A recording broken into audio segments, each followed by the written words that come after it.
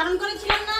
মা আমার খুব ব্যথা করছে, আমাকে আর মেরো না। দ্বিতীয়বার যদি তোর হাতে বই দেখি তাহলে তোর পা ভেঙে দিব। কি ব্যাপার, দরজাটা ভিতর থেকে আটকানো কেন? মনে হচ্ছে তোর বাবা এসে গেছে, তুই যদি কিছু বলার চেষ্টা করিস তাহলে তোর মরণ আছে।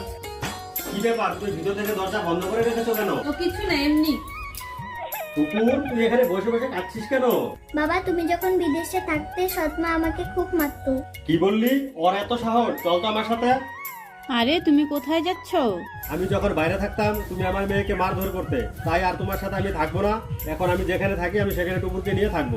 আরে শোনো, তোমরা আমার ছেড়ে কোথায় যাচ্ছ? আমি আমার মেয়েকে খুব ভালোবাসি, তুমি এর মা হতে পারোনি, তাই তোমার সাথে আর থাকবো না আমরা। তোমরা আমাকে ছেড়ে যেও না, আমি টুপুরকে নিজের মেয়ের মতো ভালোবাসবো। বাবা মাকে ক্ষমা করে দাও।